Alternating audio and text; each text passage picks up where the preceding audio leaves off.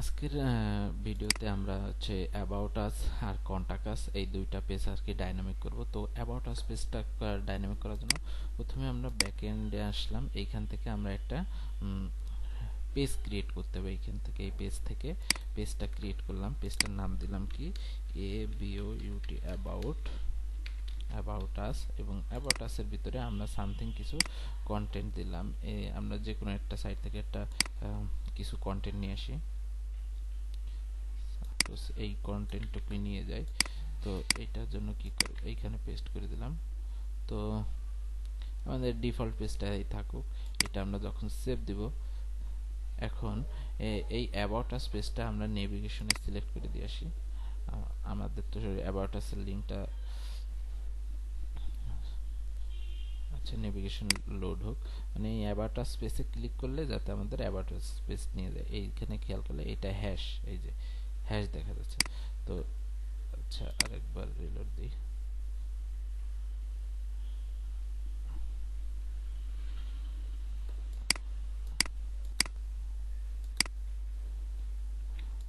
আমরা আচ্ছা এটা একটু সময় নিচ্ছে, রিলোড দিই। তো আমরা আরও একটা পেজ, আচ্ছা পেজ কন্টাক্ট আস পেজটা ক্রিয়েট করা আছে এখানে, এই যে কন্টাক্ট পেজ। তো আমরা এই কন্টাক্ট পেজটা হচ্ছে কি এখন ডিফল্ট পেজ থেকে পাচ্ছে।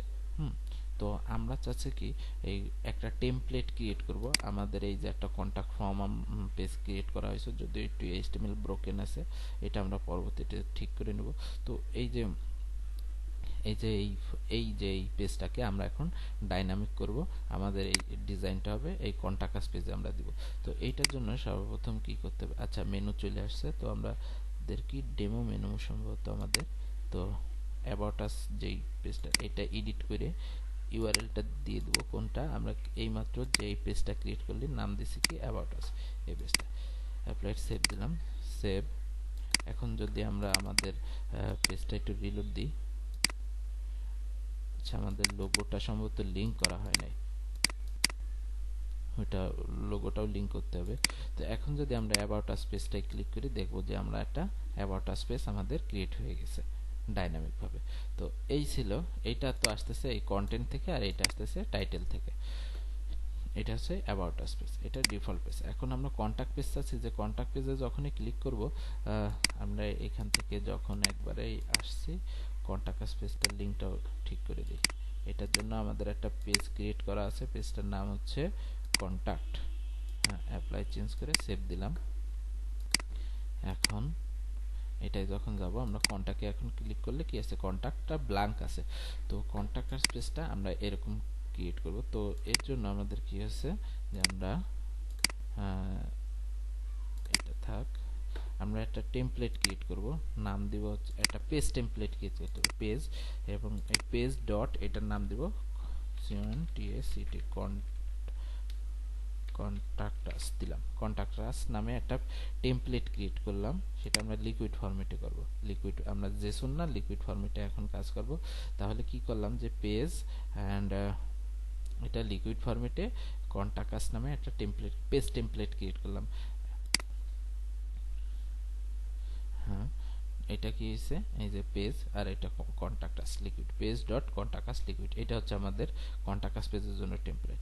আর এটা হচ্ছে আমাদের, আমরা কি সিঙ্গেল পেজটা হচ্ছে কি আমাদের এই যে ডিফল্ট পেজটা এরকম, যেহেতু আমাদের পেজ টেমপ্লেটটা থেকে অটোমেটিক কন্টেন্ট নিয়ে নিছে এইভাবে। তো আমাদের কন্টেন্টটা এরকম থাকবে। আর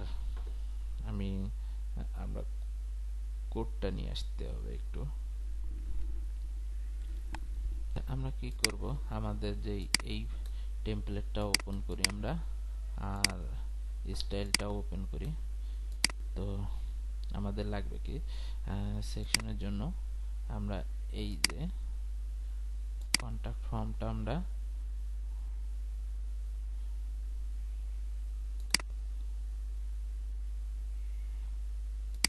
এই দুইটা সেকশন আমরা আমাদের টেমপ্লেটে নিয়ে যাই।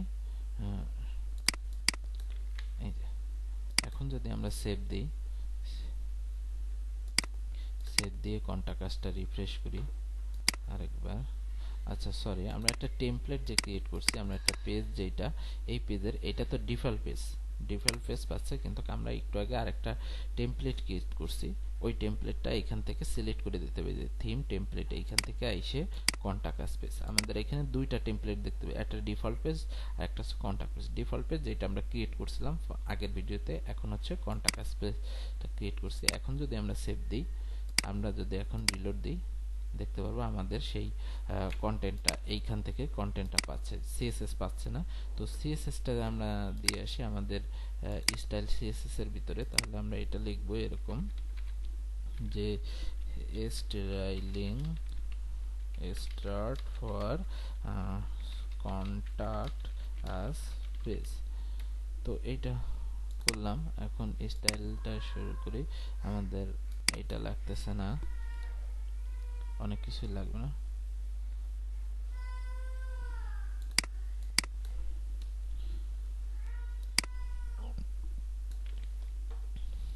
আমরা স্টাইলটা নিয়ে যাই, এইখানে পেস্ট করে দিলাম, দেয়ার সেভ দিলাম।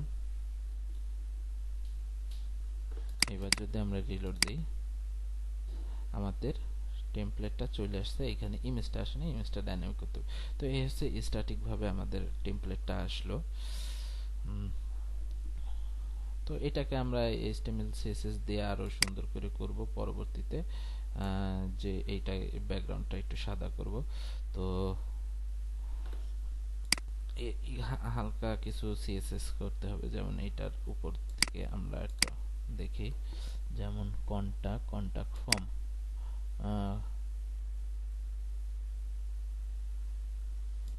আচ্ছা, কন্টাক্ট ফর্ম হেড যেটা আছে এটাকে আমরা দেবো প্যাডিং, প্যাডিং টপ দিয়ে, এটা প্যাডিং টপ দেবো 120 পিক্সেল।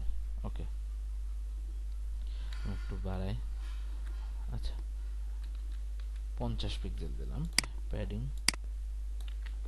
আচ্ছা, এটা কোথায় দিব আমরা? আমাদের স্টাইল ট্যাগের একেবারে উপরে, এইখানে হেডিং টপের নিচে।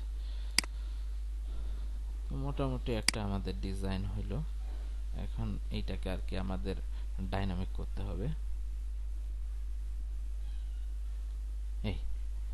এই হচ্ছে আমাদের কন্টাক্ট আস পেজ, এটা হচ্ছে আমাদের অ্যাবাউট আস পেজ। এটা আমরা এখন যে সব পেজে যাব ইচ্ছা মতন যাইতে পারতেছি। এই যে আমাদের অ্যাবাউট আস পেজ, এটা হচ্ছে কন্টাক্ট আস পেজ। তো কন্টাক্ট আস পেজটা কি ডাইনামিক করার জন্য কি করতে হবে? আমাদের এইখান থেকে একটা টাইটেল নিতে হবে। একটা টাইটেল পিকার নিলাম, এইটাকে আমরা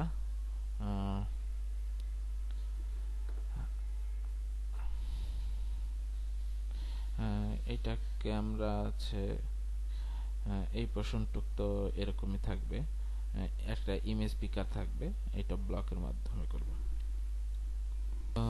আমার মনে হয় এই সেকশনটা এখন ডিজাইন ডাইনামিক করতে সবাই পারবে। তো আমি এই সেকশনটা ডিজাইন করব, ডাইনামিক করব না। আমি এটা আর কি সবার কাজ থাকলো যে এটা সবাই ডাইনামিক করবে। এটা কি হবে আমি কনসেপ্টটা বলি, যে কনসেপ্টটা হচ্ছে এরকম যে প্রথমে একটা টেক্সট ফিল্ড নিলাম টাইটেলটির জন্য, তারপরে আবার কি করলাম, এইখানে হচ্ছে আমরা চাইলে আইকনটারও ডাইনামিক করতে পারি, না চাইলে আইকনটা থাকলো, এইটার জন্য একটা ফিল্ড নিলাম, এটার জন্য একটা ফিল্ড, এটার জন্য একটা ফিল্ড, এটার জন্য একটা ফিল্ড। আর তারপরে এইটা এরকমই থাকবে, কন্টাক্ট স্পেসটা এরকম থাকবে, জাস্ট এই পাশে ইমেজের জন্য আরেকটা ফিল্ড নেব। তো এইভাবে নিয়ে আমাদের এই পেজটাও তখন ডাইনামিক হয়ে যাবে। এখন নেক্সট ক্লাসে আমরা সব ক্লিক করব, সব পেজে যখন ক্লিক করব তখন আমাদের বেশ কিছু প্রোডাক্ট আসবে। অন্যান্য ওয়েবসাইটটা আমরা যেরকম চেক করলে আমরা সব পেজটা আসে, যেমন একটা পেজে ক্লিক করলে কতগুলো প্রোডাক্ট আছে সেই রকম একটা আমরা এক কথায় কালেকশন টেমপ্লেট ক্রিয়েট করা শিখবো নেক্সট ক্লাসে।